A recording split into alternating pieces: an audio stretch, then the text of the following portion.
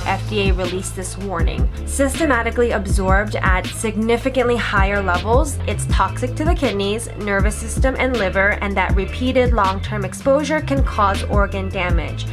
Today I have a crazy packed video for you on sunscreens. I feel like as a consumer, we have every right to know what we put on our skin and what these ingredients are. And I know that there's a lot of research and a lot of things out there on sunscreen, but I felt like there still may be a lot of people who don't know these things. So I wanted to film a video on it today. Initially, I wanted to do a video that was on recommending sunscreens that I personally love and have used. And as that was the initial goal of the video, I had a friend message me saying that she was so excited for this because she struggled for a really long time to find a sunscreen that works for her. Her skin has been getting irritated with all of them, and so as I was doing research for her, I came across a lot of information that I felt was very important for consumers who use sunscreen to know. So that is what today's video is going to be on. I'm going to do a second part to this video. The second part will be on all those sunscreens that I was initially planning on doing the video on. I know that even after I share all this information, there will still be some people who want to use really popular products, and so I still will do that next video on it, and I'll also include the sunscreen that I have decided to use. After all this research, I found one that I'm very confident in, one that I feel safe using, and I feel is like the cleanest formulation, so I'll include that as well in the next video. But for this video, I just wanted to talk with you guys on sunscreen. A little bit of a disclaimer before I start this video. I am not a chemist, nor am I an expert on sunscreens. Everything that I am saying is based off of my own research. So I will make sure to link all of the studies down below. They're all published. A lot of them are straight from the FDA.gov.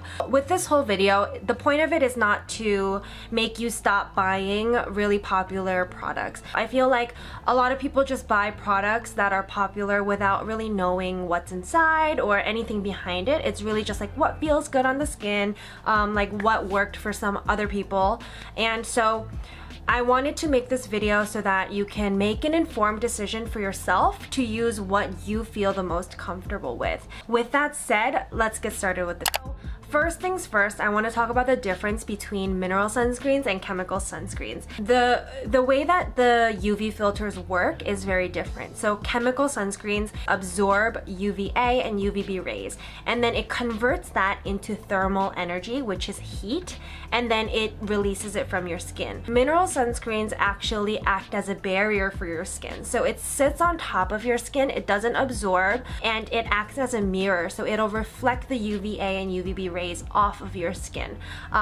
So that's the difference in how they work. The crazy thing about chemical sunscreens is that they were put on the market way before FDA had created regulations and safety testing standards for over-the-counter medications. The reason why it's not taken off the market, given all of these studies, is because there's still no established toxicity. Like, it's still really unknown, and there's so much study that needs to be further done. That's why it's not taken off the market yet. So let's get into why I recommend mineral over chemical. So in 2019, the FDA released a study that showed that the chemical filters that were used systematically absorbed at significantly higher levels than the current FDA standards. I'm really just gonna go over the basics of it. I know that sometimes numbers like this may be a little bit more difficult to understand, but I'm gonna try to break it down as simply as possible. And I will, as I mentioned before, link this study below. So basically, the main chemical filters that are used are oxybenzone, avobenzone, octocrylene, and a capsule. And there's a lot more, but those are like the main ones. So the study was done in forms of spray, lotions, creams, and they all have different numbers. So I do encourage you to look at those numbers yourself. They found that these chemicals were in your urine, in amniotic fluid, in breast milk, and in blood plasma. So it was very, very, very clearly getting absorbed into your system. The threshold for all of these chemicals is 0.5 nanograms per milliliters. And for oxybenzone, for example, in the form of a lotion, it was found to have 169.3 nanograms per milliliter after 6 hours of the first application. That is 339 times the amount that should be in your bloodstream. That's a lot, right? And so this threshold of 0.5 nanograms per milliliter was created based on the statistic that if it's under 0.5 nanograms per milliliter, the cancer risk is 1 person in every 100,000 people. So you're increasing that risk by 339 times because that's how much more it was found in your bloodstream. And so these numbers, like I said, are all really different for sprays, creams, lotions, and even for all the chemicals. I think oxybenzone was probably the highest, but they're all, I'll insert a graph here, so if the numbers are kind of confusing, you'll be able to visually see like where the line of threshold is and like how much more it was absorbed. But the point is that they all absorbed at significantly higher levels than FDA standards. And another thing that was noted was that the maximum plasma concentration actually increased from day 1 to day 4 for oxybenzone, avobenzone, and octocrylene. And this means that the more you apply it every single day, the more concentration it accumulates in your blood. It actually doesn't just like go away. And I forgot to mention this before. There's a lot of information in this video, so I'm gonna be looking like up and down because I have my laptop in front of me. I don't want to get anything wrong, so that's why I'm like looking like this. The absorption rate is concerning because there's not enough studies done yet. So all we know is that there's a really, really high absorption rate, and we really don't know the endocrine effects that these things sinking into your bloodstream has on the body. So for me, it's why wouldn't you use mineral sunscreens when it's not getting absorbed into your skin versus chemical sunscreens when clearly it is. But the reason why people use chemical sunscreens is because it absorbs and like it feels like skincare, whereas mineral sunscreen's kind of thick and it sits on top of your skin and it doesn't feel good, right? And so now let's go into mineral sunscreens and kind of like some things to know about mineral sunscreens. So there's 2 things to know. First is that titanium dioxide and zinc oxide are the 2 UV mineral filters. And titanium dioxide is considered possibly carcinogenic when it's inhaled. I'm gonna read this word for word as well. The World Health Organization's International Agency for Research on Cancer, which is the IARC, has determined that titanium dioxide is a possible carcinogen when inhaled. So I would recommend to avoid this ingredient in the form of spray, powder, or like cosmetic powder with SPF. So now how about zinc oxide? So all the sunscreens I'm gonna show you in the second part of the next video I'm gonna do on it is all formulated with zinc oxide, and that's the main active ingredient. However, there is a catch. There's a catch. So all of these sunscreens using zinc oxide are marketed to be paraben-free, phthalate-free, synthetic fragrance-free, and those claims are what makes a beauty brand like clean. But like I mentioned before, mineral sunscreens have had this issue where it was just so thick and it did not feel good. It felt like paste on the skin. So sunscreen brands really are trying their very best to make it the most absorbent, the most like water-like, and just like really nice for the skin.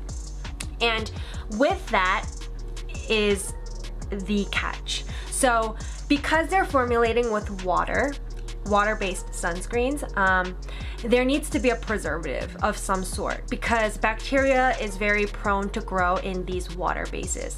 And so without the use of parabens as a preservative, they need to use something else that preserves this water. They use this ingredient phenoxyethanol. And phenoxyethanol is very, very good at its job. It's very good at being antimicrobial. It's very good at keeping a product clean because there are significant health effects and health risks for when products are contaminated. Phenoxyethanol is deemed by the FDA to be safe under the use of 1%. And all of the sunscreens that I'm going to show you in the next video all formulate, or most of them formulate with phenoxyethanol under the use of 1%. There's going to be one that does not use any of these preservatives, but that's for the next video. The point is, under 1% it's safe. And so I'm going to read this word for word as well. The material safety data sheet on phenoxyethanol states that it's toxic to the kidneys, nervous system, and liver, and that repeated long-term exposure can cause organ damage. And while the toxicity effects listed in the MSDS are based on exposure to this preservative at its full capacity when it's undiluted, it's still concerning to think about like the implications knowing that you're applying this sunscreen every day, multiple times a day. In 2008, phenoxyethanol received a lot of attention because the FDA released this warning on this nipple cream for nursing mothers, saying that phenoxyethanol can be harmful to nursing infants as it can cause shutdown of the central nervous system, as well as vomiting and contact dermatitis. Contact dermatitis is irritation to the skin. Since then, several animal studies have shown that phenoxyethanol has toxic effects on the brain and on the nervous system at moderate concentrations. Moderate concentrations meaning over 1%. All of these sunscreens that formulate with phenoxyethanol are all formulating with it under 1% so that it's safe to use. But I wanted to give you this information because that's up to you to decide whether you feel safe with that or not. A little bit of more information I wanted to share on phenoxyethanol. So phenoxyethanol is a compound where in a lab, if it's created, it is formed by the chemical reaction between ethylene oxide and phenol. Ethylene oxide is a known carcinogen. When that reaction happens, there's a byproduct that forms, right, called 1,4-dioxane. And 1,4-dioxane is also a known carcinogen. It's not uncommon for a cosmetic product to be contaminated with that byproduct. And prolonged exposure to this 1,4-dioxane has been shown to cause cancer in animals. In addition, phenoxyethanol goes under many different names. Surprisingly, in all the sunscreens that I'm going to show you in the next video, it does say phenoxyethanol, but it really can go under so many different names. I'll list them all here because I really can't read all of them. But one of them that was a little concerning to me is that it can be listed under rose ether because phenoxyethanol kind of gives this like slight rose fragrance, and rose ether sounds like some super natural ingredient when in fact it's phenoxyethanol. And it can also be listed under fragrance.